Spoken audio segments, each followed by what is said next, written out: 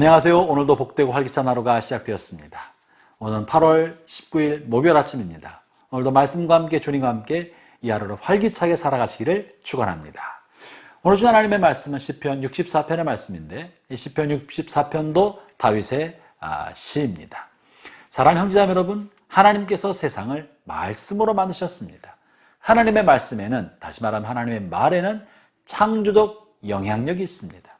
또한 하나님은 사람을 하나님의 형상대로 지으셨습니다. 그래서 사람의 말에도 창조적 영향력이 있습니다.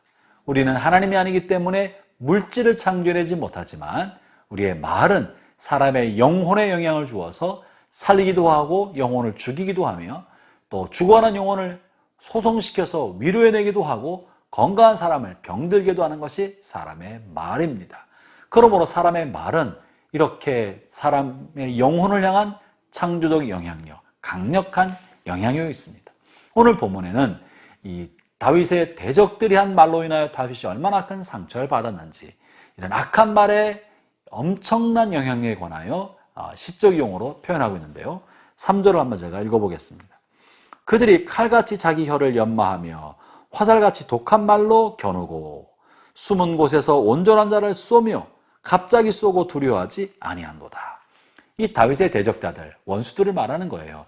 다윗이 1절에 보면 하나님 앞에 내가 근심하는 소리로 하나님 앞에 아뢰옵니다. 다윗의 마음에 가득한 근심, 염려와 불안을 하나님 앞에 호소하면서 그 근심의 내용이 뭐냐면 내 주변에 이 악한 사람들이, 원수들이 나를 향하여 칼을 연마하는 것처럼 말을 준비시켰다가, 나쁜 말을 준비했다가 몰래 나에게 쏘아붙입니다. 또 독한 독화살을 쏘는 것처럼 내 마음에 악한 말로 나에게 쏩니다. 이것 때문에 고통스럽습니다는 이야기를 하고 있는 것이죠. 형제자매 여러분, 말은 이렇게 마치 잘 간 칼처럼 우리의 몸과 우리의 영혼을 베어내어 상처를 줄 수 있다는 거예요. 화살처럼 우리의 폐부를 찔러서 고통을 준다는 것입니다. 그러므로 우리의 말은 굉장히 중요합니다. 큰 영향력을 갖고 있습니다. 그런데 이 말에 대하여 하나님께서는 그의 말에 대해서 심판하신다고 하십니다. 어떻게 표현하고 있느냐 하면요, 오늘 본문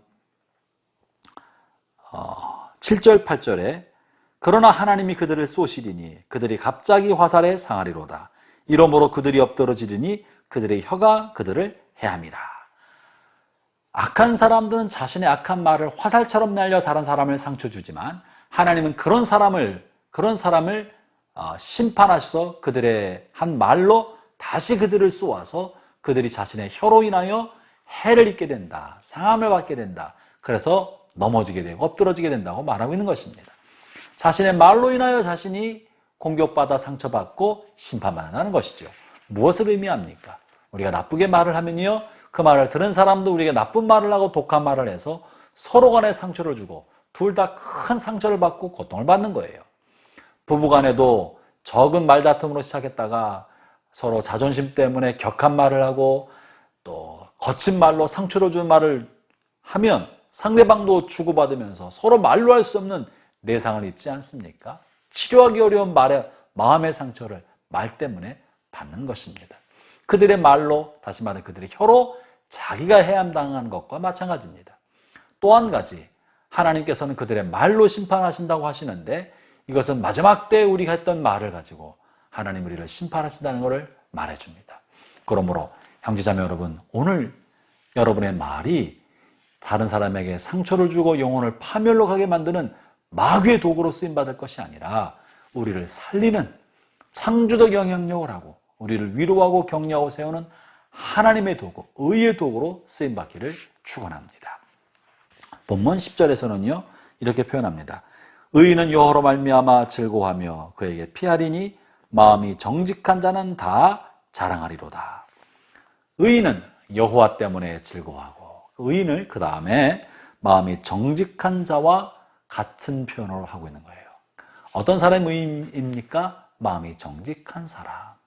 그는 어떤 사람입니까? 다 자랑하는 사람. 본문에 있는 문자적인 의미는 자랑한다, 칭송한다는 말인데 그것이 이제 누구를 지목하는 거?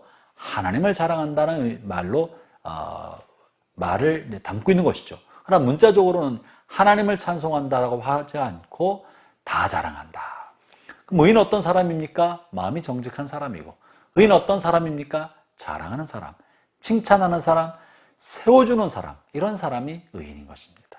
악인은 상처를 주지만 의인은 다른 사람을 세워주는 것입니다. 그러므로 사랑하는 형제자매 여러분, 오늘 여러분의 말이 다른 사람을 세워주고 칭찬하고 자랑하고 격려해주는 하나님의 의의 도구로 쓰임받기를 축원합니다. 어떻게 하면 가능합니까? 다른 사람이 해왔던 좋은 일, 그 사람으로부터 받은 환대와 좋은 혜택에 대하여 감사하는 말을 해주는 것, 그것이 그를 자랑하는 거예요. 당신이 이렇게 친절을 베풀어 줬는데 내가 이렇게 큰 위로를 받았습니다. 마음이 따뜻해졌습니다. 고맙습니다. 이것이 나에게 친절을 베푼 사람을 자랑하는 거고요. 어떤 사람이 갖고 있는 좋은 장점이 회사에, 가정에 혹은 교회에 이러이러한 유익을 줬습니다. 당신은 이러이러한 장점을 가지고 있습니다라고 그의 장점을 칭찬하고 격려하는 것, 그것이 그를 자랑해 주는 것입니다.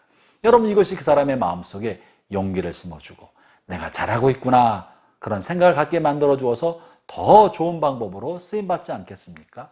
그래서 여러분의 말이 칭찬과 격려와 감사하는 말은 하나님의 말씀의 도구가 되고 하나님의 격려와 위로의 도구가 되고 힘든 삶을 살아갈 때 용기와 희망의 도구가 되어 주변 사람들의 영혼을 살게 만들어 줄 것입니다. 사랑하는 형제자매 여러분, 오늘 주의 이름으로 여러분을 권면합니다. 불평하는 말, 원망하는 말, 비난의 말, 이것은 악한 자의 악의 도구가 되어서 고통을 주지만 칭찬하는 말, 격려하는 말, 감사하는 말은 하나님의 의의 병기가 되어서 주변 사람들을 살리게 될 것입니다. 오늘도 하나님의 은혜가 여러분의 혀와 함께 하셔서 주변 사람을 살리는 축복의 통로로 쓰임받기를 바랍니다. 아울러 날마다 아침마다 말씀으로 시작한 하루를 시청하는 모든 분들에게 또 감사의 말씀을 드립니다. 말씨하를 시청하고 나서 댓글로 또 은혜 받은 것을 남겨주시면 또 주변에 그것을 보는 사람들에게 유익을 주고 또 서로 은혜가 되리라고 생각합니다. 받은 은혜나 또 소감이나 여러분이 받은 내용을 은혜 받은 내용을 댓글로 남겨주시고 그러면 서로 보면서 교제할 수 있고 또 격려가 되지 않을까 생각합니다. 하나님 은혜가 오늘 하루 종일 여러분과 함께 하시기를 바랍니다. 기도하겠습니다. 하나님 아버지 감사합니다. 오늘 우리의 말의 영향력에 대해서 살펴보았습니다. 우리의 말이 악한 자의 악의 도구가 되지 않고 하나님의 의의 도구로 쓰임받아 다른 사람들을 살리는 데 쓰임받는 복된 하루 되게 하여 주옵소서. 예수님 이름으로 기도합니다. 아멘.